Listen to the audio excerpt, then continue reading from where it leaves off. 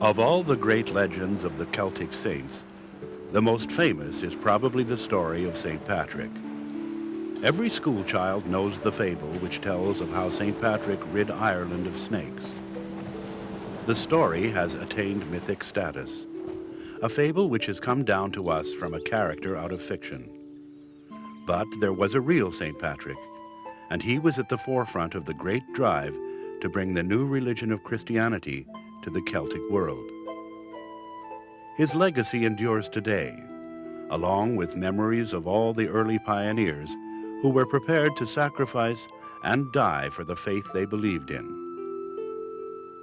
As it spread from place to place through the British Isles in a gentle invasion, this new faith was carried by key figures in the Celtic Christian Church. The names of some of these figures come down to us over the years: Patrick, Brigid, Columba, David, Aidan, Hilda. These are some of the Celtic saints of the Christian Church.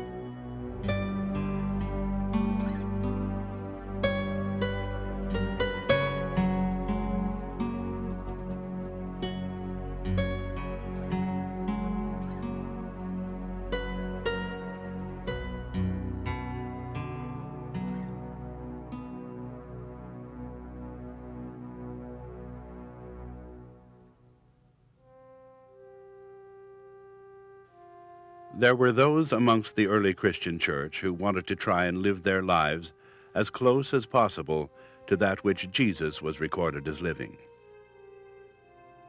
Some of these read in the early gospel stories how Jesus would often withdraw into isolation for a time of preparation and prayer before undertaking the next stage in his mission. They would recall that his whole ministry started with his baptism by John in the River Jordan, but immediately Jesus went into the wilderness for 40 days and nights. Devout early Christians copied this aspect of Jesus' life by going out into the desert to live.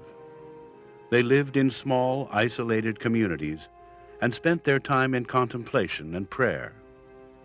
From these communities, they went out to the others who lived in the desert to witness their faith and preach the message of Jesus Christ.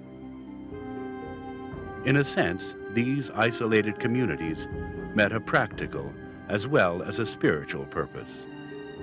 They provided these early Christians with the necessary security when living in a remote and hostile land.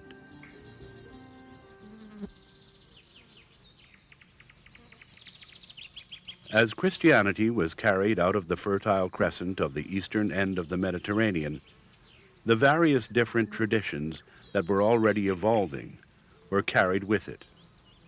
The ways of these desert fathers, as these communities came to be called, made their way with the rest. Traders carried them westwards from Egypt through North Africa and Spain to the southwest of England, until it finally reached the island of Ireland. The origins of the Celtic Christian Church lie in understanding the Celtic peoples, and it lies in a different way in which the gospel was received, and it was received into a different set of myths and stories and different perceptions by the Celts. There is a distinct difference between the way the Celts thought and the way most of the other European peoples thought. The Celts tended to think in trinities, which gives an entirely different flavour on the world. So whereas we would have black and white, the Celts would almost naturally have black, white and grey. Whereas we have good and evil, they would have good, evil and some kind of neutrality. So this tended to give the Celts a slightly different and I think perhaps more balanced view of the world and the part that they played in the world. The Celtic people reach out to us through the mists of time. Out of the depths of the Dark Ages, throughout Europe and in the lands of the British Isles, tales are told of a people who had a closeness with nature. They are painted as being gentle and kind, living in harmony with others around. Having no real written language of their own, others were left to tell their tale. Some of these tell of a different nature to these peoples. Several commentators of the time, particularly Caesar, have mentioned that the Gauls were essentially war mad. War was a cult to them. But that cult centered on the individual warrior. They tried to prove their individual worth by killing as many people as possible and getting as much loot as possible. One of the important aspects of Celtic religion was their head worshipping. And one of their common practices when they vanquished a foe was to take prisoners and they would behead them. Now, this was not in any strict sense an act of vengeance. On the contrary, this was a great honour that they were performing to their enemy, because having cut their head off, they would lodge it in over the entrance of their huts, or sometimes in niches in stone pillars, where it would become an object of veneration. A Greek historian, Diodorus, wrote of the Celtic tribes who were threatening the Mediterranean civilizations at his time. Their aspect is terrifying. They are very tall in stature, with rippling muscles under clear white skin. The Celtic way of fighting was alarming. Most content themselves with the weapons nature gave them. They go naked into battle. Clearly, they were a violent and warlike tribal people. But there was also a strong spiritual side based on the pagan Druids' worship of the natural world and the annual cycle. So much so that St. Augustine, credited with the conversion of England to Christianity, wrote of their religion. That which is called the Christian religion existed amongst the ancients and never did not exist, from the beginning of the human race until Christ came in the flesh, at which time true religion, which already existed, began to be called Christianity.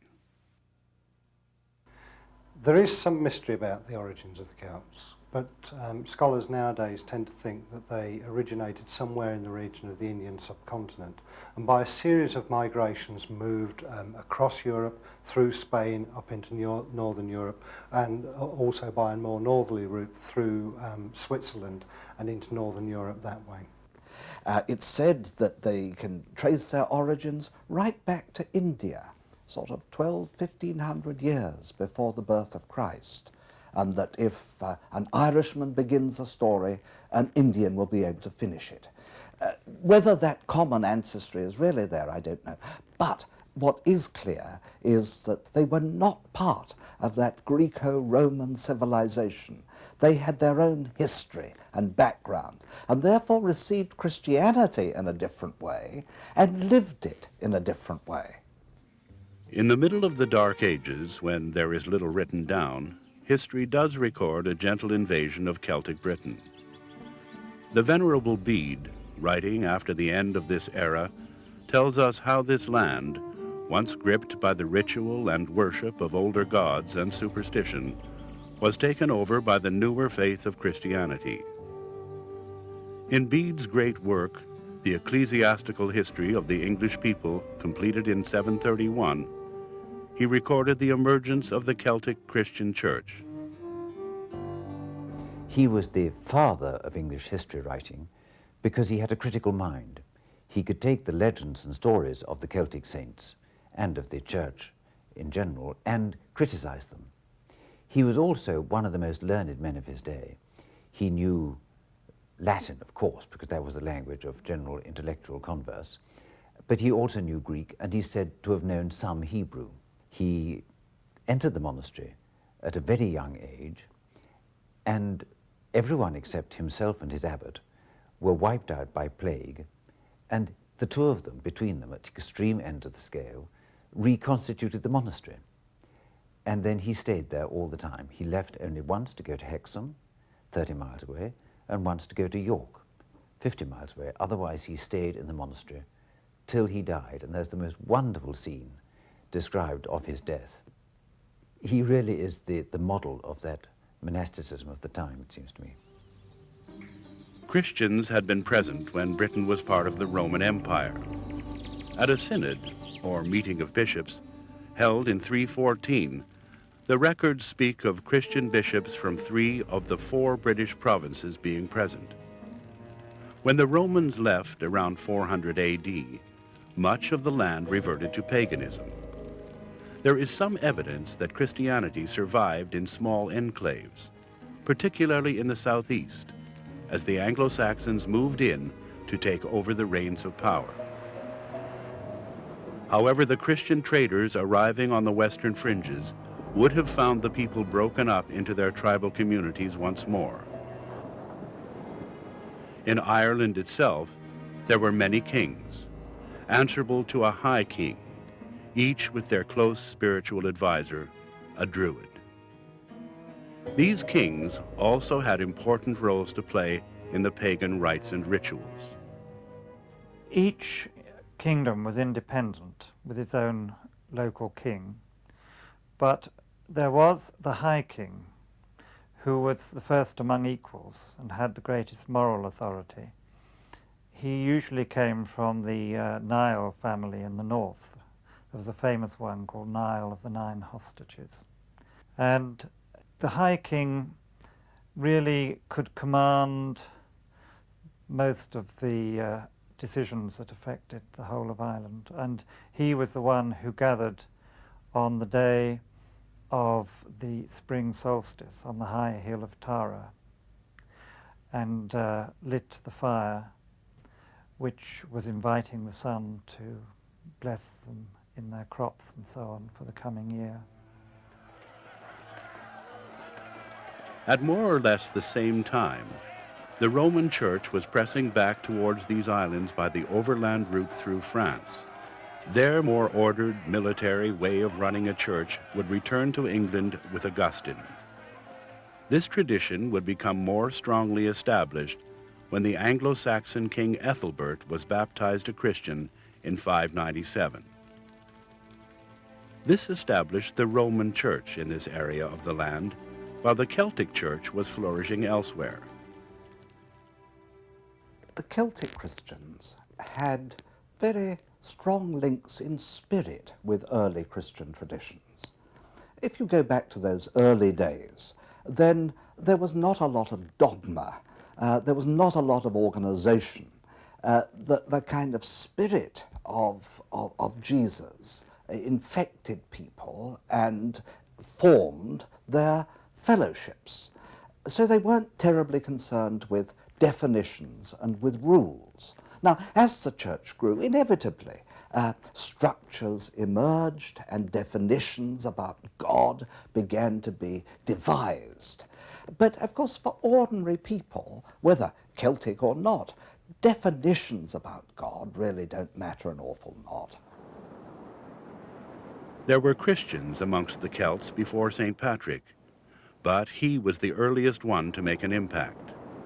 His ministry was to convert the whole of the island of Ireland. Patrick's family had connections with the early Christian church, although Patrick's own account tells us that the study of the faith held no interest for him at this time. He often neglected his books. When he was 14, he was taken from his home, probably in the southwest of England, by Irish raiders.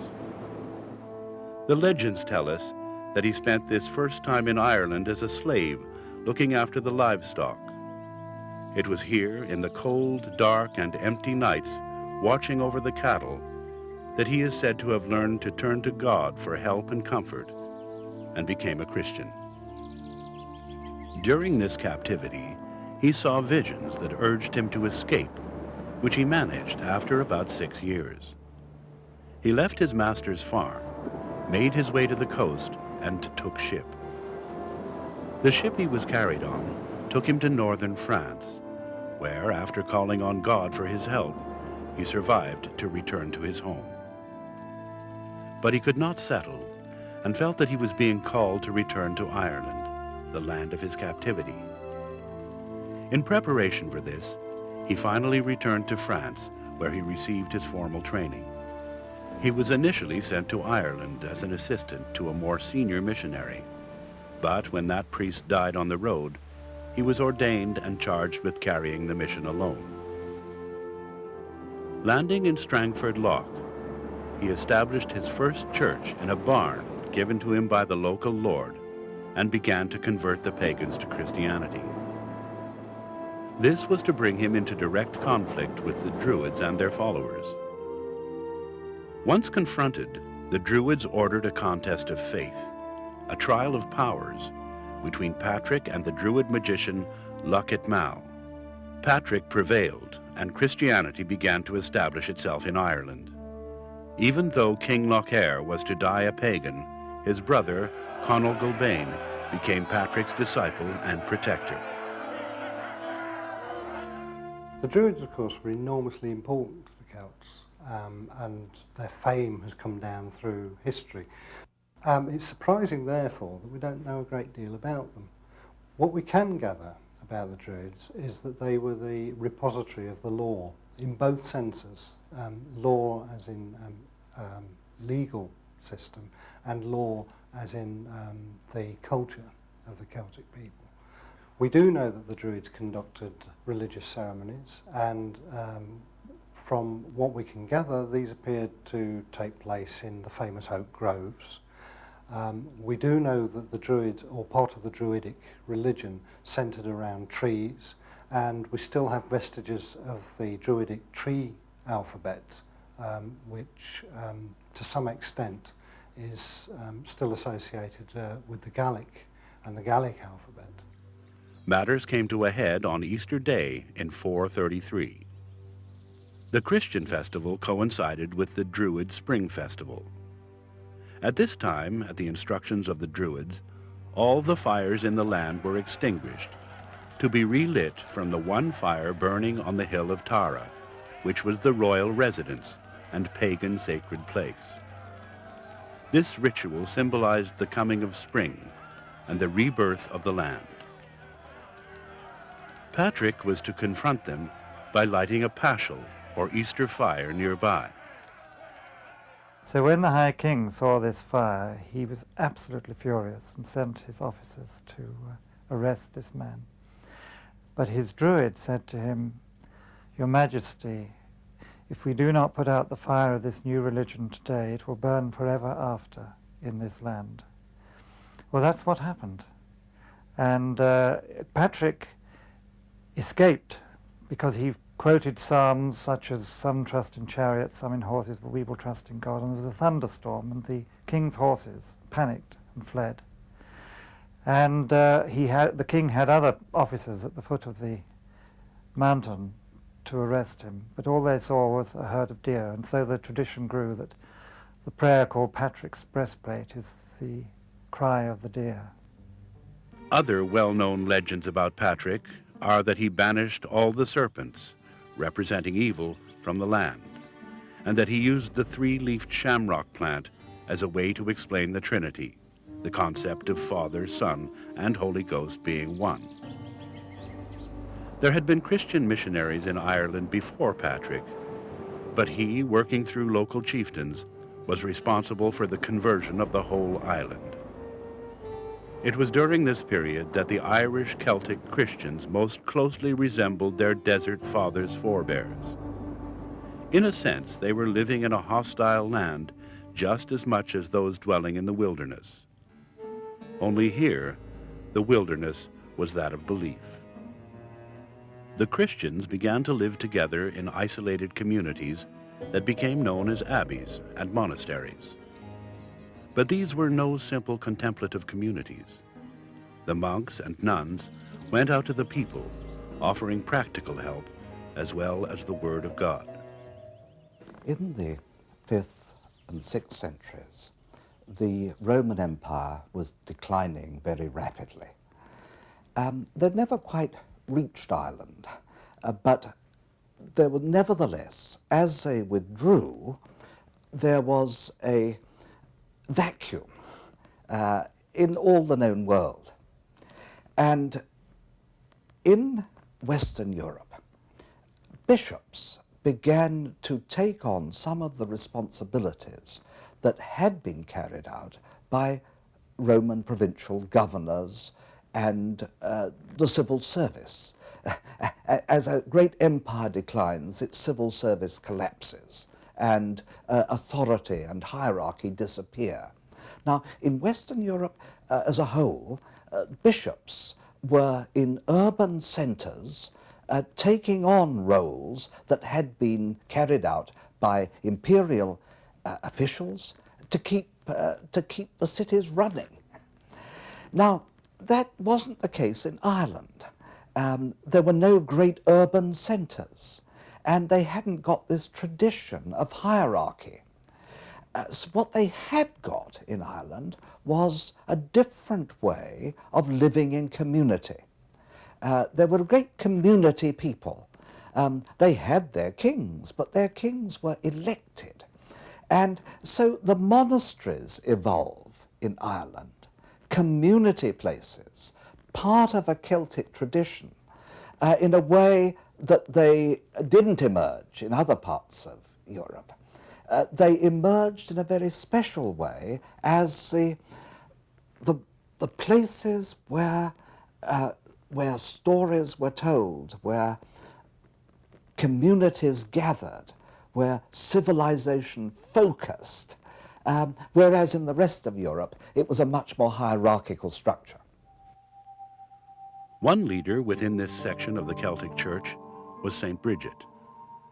She was born about 8 years before Patrick's death. She lived at a time when Ireland was embracing the Christian faith. It is possible that her mother, Brosik, was a Pict who had been sold into slavery and was actually baptized a Christian by Patrick. Brigid was fostered into a Druid household where she received the traditional form of Irish education. At this time in Celtic society, women were considered to be equal to men and were treated accordingly.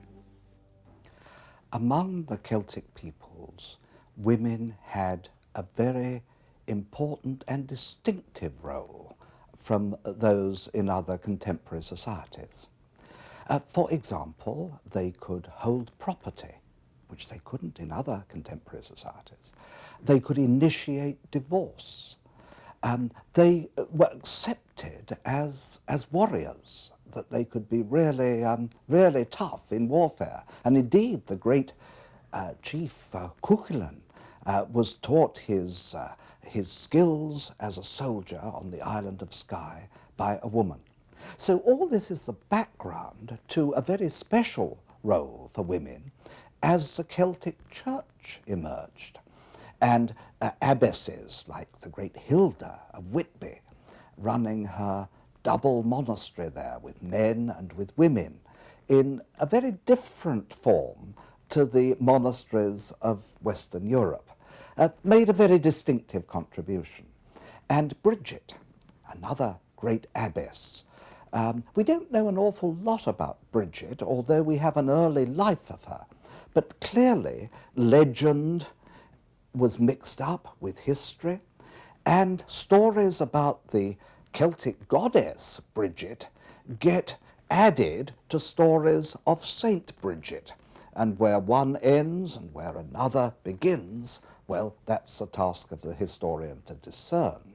But in repeating the legend, in the way in which that became part of the Celtic Church's tradition, we see the importance of women and how highly they were regarded by Celtic society and what important roles they played in that society.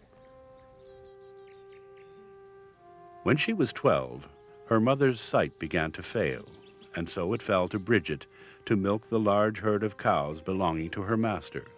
He was so pleased with her work that he offered to give the cows to Brigid. Instead, she asked him to grant freedom to herself and her mother, which he did. Free to go home, they returned to Brigid's father. In due course, her father, a pagan chieftain, wanted to arrange a political marriage for her. This was to a bard, who in Celtic society was second only to the king, who he advised. However, Brigid had other ideas. She had decided to devote her life to the service of Christ, and was desperate to become a nun. The tales of her at this time speak of her generous nature, where she gave much of what she had to the poor in open-handed generosity and compassion. In the end, her will prevailed, and she left her home to enter an abbey. St Bridgit overlapped with Patrick, and she's been described as the greatest Irish woman ever. She's a fascinating person. Everything she did seemed to be blessed. Her father was a pagan chief, and Brigid infuriated him by giving away all his goods to the poor. She went, when she grew up, to a ruler in Kildare, said, please give me some land, I want to start a community, a Christian monastery. And he said no. So being a woman of great art, she flung herself at his feet, put her cloak at his feet and said, just give me a little piece of land as small as this cloak. And the tradition is that he said, all right. And the land grew and grew and grew and extended and extended. And at the end of her life, her monastery at Kildare, which had enormous numbers of fields, which had men and women and a bishop to be doing the sacramental work, was the hub of a huge network of monasteries. And there's a 9th century hymn to Brigid describing how the previous power centres, which were forts of the warriors, had given way to the new centres of influence, which were the monasteries of Brigid. Brigid was less solitary than the others. She was often seen out and about, and is recorded as being present at the Curragh of Kildare, where the Irish kings raced their horses. She went on to found 4 monasteries, with men and women serving together rather than in separate communities, to make an independent, self-sufficient religious house. This was a pattern that was copied as the Celtic Christian Church spread from Ireland to the rest of the British Isles. A key person in this spread was St Columba. He was a resident of one such community. He was born of noble parents and often could be found as a child in prayer. This fulfilled many prophecies that had preceded his birth, that spoke of a man who would carry the faith of Jesus Christ beyond Ireland. From childhood, he was destined for the priesthood. He went to the monastery of St Finian at Movilla, where he studied the art of copying and illuminating manuscripts, as well as receiving instruction in theology. He seemed set to follow the pattern of a religious life within the various communities in Ireland. But all this was to change. Although he was skilled as a copyist and illustrator, and would remain so throughout his life, it was this skill that was destined to bring conflict and great change into his life. While at Movilla, he secretly made a copy of a manuscript known as St. Martin's Gospel without permission. Finian, the owner of the manuscript, pursued the matter to the highest court in the land. They ruled in favor of Finian. Columba refused to accept the decision, and the matter was ended by a battle between Columba's friends and clan and the king who had made the decision and his followers. This resulted in the slaughter of many thousands of men. Even though Columba won the battle, the High King of Ireland was not pleased with him. He was first threatened with excommunication, but this was reduced to exile for life, and to go and win for Christ as many souls as were lost in the battle. Columba set out with 12 disciples to found a community beyond the shores of his homeland. He settled on the island of Iona on the west coast of Scotland because it was the closest point to his landing site where he was unable to see his homeland.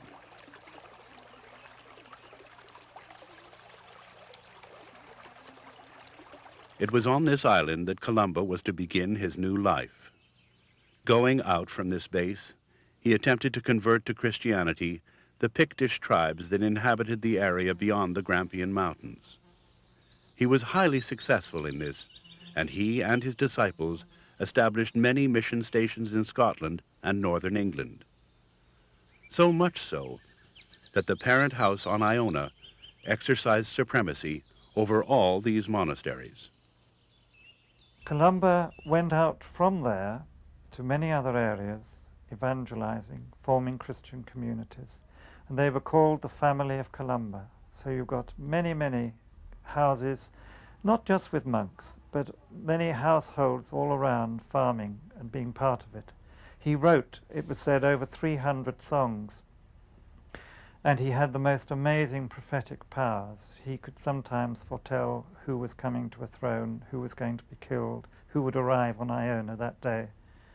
And he used those prophetic powers with a great purity of heart, which brought many people to treat God really seriously for the rest of their lives. He had a great sense of strategy. And Columba can be thought of really as the statesman of the kingdom of God, and the person who used his political powers to establish Christianity in a way that nobody else had done before in these lands. The other characteristic of the Celtic Church was the way in which it saw life as a pilgrimage, that you're going somewhere, you're on the way somewhere, and you're carrying this message of the gospel somewhere. And so they tended to go from place to place, carrying the gospel message and forming communities on Iona, on Lindisfarne, where the gospel could be lived in the first place. The gospel could be lived, but also was a kind of beacon speaking to others about its message. At the same time, the church was also spreading into Wales. Here, the patron saint was to be David, or Dowie, as he was known to the Welsh. Even at his baptism, miracles occurred. A spring of water appeared, and a blind monk who was holding the baby received his sight. Of noble birth, educated for the priesthood in a Celtic monastery, he made missionary journeys that eventually took him to the Holy Land. Here in Jerusalem, he was made bishop and returned to Wales, where he established an austere life reflecting that of the Desert Fathers at his monastery at Glenrossan. This discipline included the brothers having to pull their own plough. He is also thought to have founded many churches throughout South Wales, and his shrine at St. David's became a special place of pilgrimage. It was said that when the church had a synod and the leaders couldn't communicate to the people, they didn't seem to have that ring of authority, they sent for David, who was living as a hermit, and on the way through the crowds, because he didn't really want to come and be a VIP, he saw a woman weeping because her child had died. And he said, I must go to that woman. And he wanted to hurry him to the platform. But he spent time with that woman and he prayed with the child. The child came back to life. And at the end, this boy restored to life went ahead of David to the platform carrying the gospel. And David spoke to the people, and you could have heard a pin drop as they listened to every word of David. He had that sort of authority. And it was said that when he died, the young people mourned him as a father, and the older people mourned him as a brother. At more or less the same time, the Celtic Christian faith was spreading outwards across the north of England. King Oswald, King of Northumbria, a recent convert to Christianity, needed help to bring this new faith to his kingdom. He appealed to Iona, and they sent a missionary, Corman. He came back within the year and said that there was no hope. The Northumbrians were stubborn, barbarous, and uncivilized, and would never be converted. Aidan, another monk at Iona, said, no, we cannot give them up, and went himself. He founded the community on Lindisfarne, later to be called Holy Island, a small island off the Northumberland coast within sight of Bamburgh Castle, the seat of the Northumbrian kings. From my point of view, the really important place for Celtic Christianity is Lindisfarne. And I think it's very difficult for a Christian to go anywhere near Lindisfarne without realizing that he or she is surrounded by the Celtic saints. There is Aidan and Cuthbert and so many others. And I think the island is still redolent with that atmosphere of those saints, knowing that that was their center from which they traveled, carrying the gospel all over the northeast. Holy Island flourished as a leading ecclesiastical center and became the focus of what had been called a golden age of scholarship and cultural excellence.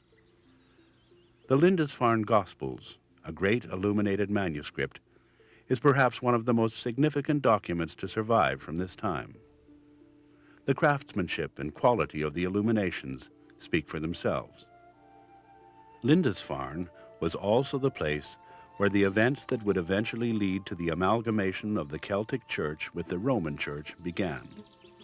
Initially, this was brought about by the work of St. Hilda. Hilda was the grandniece of King Edwin of Northumbria, who had preceded King Oswald. When she was very young, she had heard Paulinus, one of the evangelists sent by Rome to England, preach. This led to her conversion to Christianity, and she was baptized either at the wooden church in York or in the River Swale at Yevering. While her conversion was due to the Roman influence, it was the Celtic Church that was to have the greatest influence over her nurture. It was the teachings of Aidan on the Isle of Lindisfarne which were to guide her. After receiving his tuition, she decided to commit her life to the service of Christ. In 647, she became a nun and 2 years later was appointed by Aidan to be abbess of the community at Hartlepool. She went on to found another community at Whitby. Like those founded by St Bridgit earlier in Ireland, they were a double monastery with both men and women in adjoining quarters. St Hilda was to have great influence in the church and beyond. So great was her prudence that not only ordinary folk, but princes and nobles used to come and ask her advice in their difficulties, and take it. She encouraged people to find their true vocation. For example, a member of her community was Carmen. He was a stammering cowherd. When the harp was passed around after the communal meal for people to take their turn to sing, he used to slip away. One night he had a vision which became the hymn of creation, part of which is quoted by Bede. Praise we the fashioner now of heaven's fabric, the majesty of his might and his mind's wisdom, work of the world warden, workers of all wonders. It was Hilda's encouragement that forced him to share the vision and poem with his fellow monks. As a result, he is now thought of as the first English Christian poet.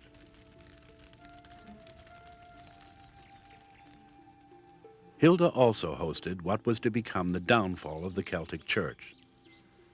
At a synod held at Whitby in 664, attempts were made to settle differences between the Celtic and Roman churches. The major dispute was about the date of Easter. The Synod of Whitby was immensely important in the history of the Church. Christianity had continued in Britain, in the north of Britain at any rate, and had produced a lot of the saints that we know well, Columba, Patrick. And then the new influence, Christian influence, came over with Augustine of Canterbury in 597 from Rome. And the great question was whether the customs that had now developed in the Roman Church, but had not developed by the time the Celtic Christianity came to Britain, should be observed in Britain as well. And in 664, they gathered at Whitby and had to decide whether unity to Rome was an important factor in the church or not, whether the new developments of quite unimportant customs, like the date of Easter and how the tonsure should be worn, should conform to the Roman custom. I think the real importance of the decision was that they saw that the church should not be fragmented, but should be something which was unified, which had a center and had uniformity of belief and uniformity of custom to some extent. The differences between the Celtic and the Roman churches seem very trivial on the surface, like when do you celebrate Easter? What sort of a haircut does a monk have?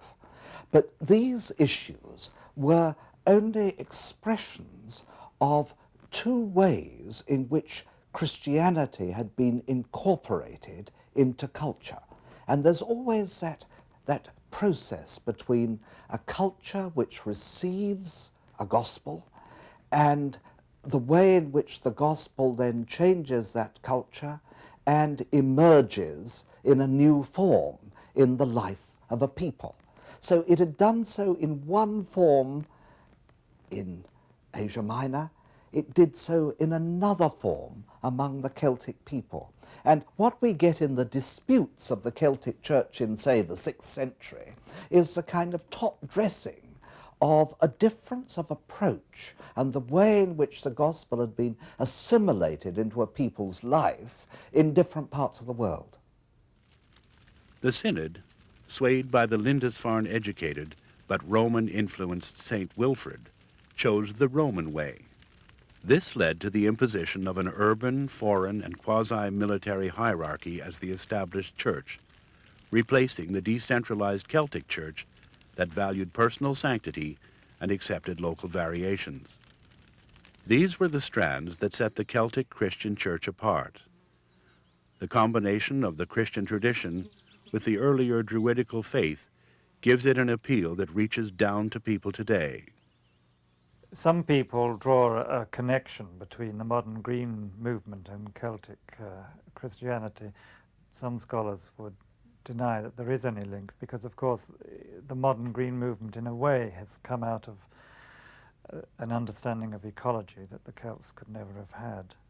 But I think what there is a resonance between Celtic spirituality and many people in the green movement, partly because in the green movement we've recognized that you cannot violate the web of life. The whole of the created world is all of a piece. Celtic Christianity understands creation like that. They see the presence of God in everything. There was a catechism of an early Irish abbot, sometimes attributed to Ninian, which says the eternal word of God is to be seen in every insect and plant, every bird and animal, every man and woman. And it's that sense of not the essence of God, but the energies of God being present in all of life that is very important. Of course, there are the great legends of Celtic saints and the animals. And I think what happens is that when a person is very still and in tune with themselves and with the Creator, they draw to themselves other creatures. And this is happening today. It's not just something of the times of the Celtic saints. And this sense of gentleness in attitude towards created beings. Originating with the Coptic influences from the Desert Fathers that saw God in everyday situations and valued the female nurturing side as well as the male creator aspect of God, through the confrontation with the pagan Druidical worshippers, the Celtic Christian Church had grown into a faith that still has relevance today. And it was carried to the peoples of a pagan Britain by the Celtic Saints. It was not so much a theological church as a prayerful church, and imagery was very important, and is that you get on the Celtic high crosses. So it's an ideal of Christianity which the Celtic Church has left behind us, and the ideal of prayer, which is so important and can so easily be neglected in the historical and the heroic elements of Christianity. The Catholic theologian Karl Rahner wrote that if the church were to say that there were 2 persons to God or 4 persons to God, most ordinary Christians wouldn't be bothered.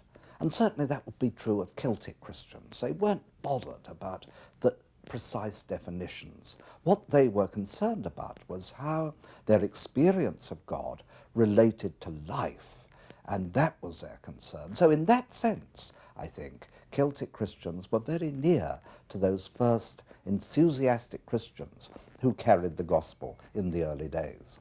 I suspect that the great interest in Celtic Christianity, which there's been over the last decade, is because people find here, and in uncovering the history, and a history with which we weren't terribly familiar, in uncovering all this, they're finding things that accord with some of the things that we think are important in our society today. Celtic spirituality is not top-down form of church, but bottom-up.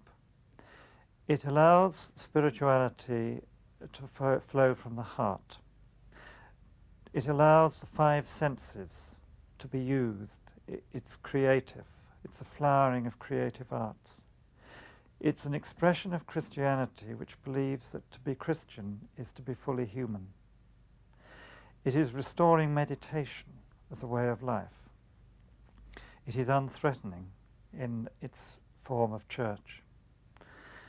And as people question whether the shelf life of the forms of church we've had in the 2nd millennium has come to the end, the imperial model you might call it, Celtic spirituality is coming into its own. It's offering an alternative model from within the Christian tradition, which may be far more relevant to the 3rd millennium.